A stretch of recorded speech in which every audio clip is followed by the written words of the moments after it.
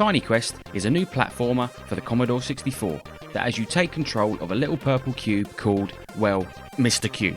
Who'd have guessed? Each screen is considered a level, where you have to collect a golden coin that unlocks the exit.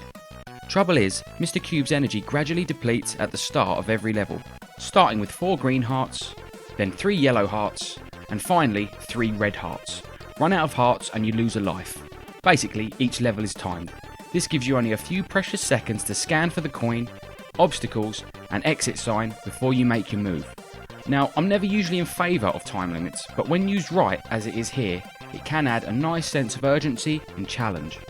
Now, with a character as deep and complex as Mr. Cube, I bet you're wondering about his backstory. What drives such an intriguing, multifaceted creature? Money and women. The deadly duo. The Achilles heel of all great men. Mr. Cube has fallen in love, but between him and his sweetheart lay 60 deadly screens.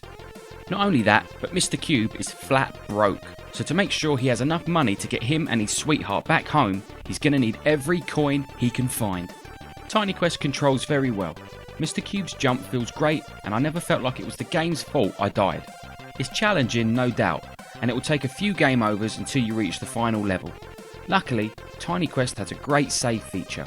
Every 15 levels, you're given an easy to remember password. So, if you do get a game over, you'll be able to continue from whichever block of 15 levels you happen to be on. But, the passwords are only valid for that particular session. Once you quit the game, they're useless. The soundtrack is upbeat with some nice melodies, and I really appreciate how non-intrusive it is. It provides a nice backing to Mr. Cube's jumping and the static fuzz sound of collecting coins. Graphics are nice, with a dreamy I've just taken a bunch of magic mushrooms colour palette.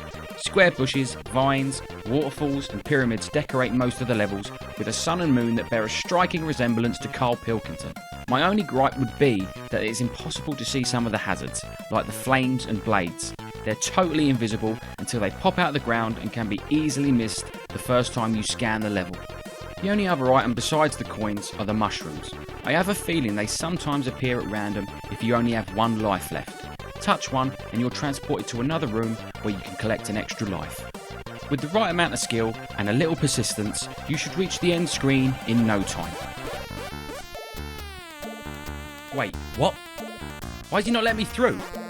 I collected all 60 coins. I'm gonna die. Can't jump over him? What is this? I must seek counsel from a higher power. Hello, Games Master. How do I get past the green square king at the end of Tiny Quest? Oh dear, still stuck on that, you idiotic little jizz sock? That's very hurtful, Games Master. Very well. On the level just before the first password screen, there is a mushroom at the bottom. Touch the mushroom and it'll warp you to the golden key, which will allow you to pass the green square king at the end of the game. Okay?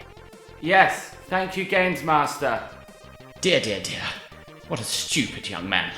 Though it's not a very long game, Tiny Quest still has great graphics with fun and challenging gameplay.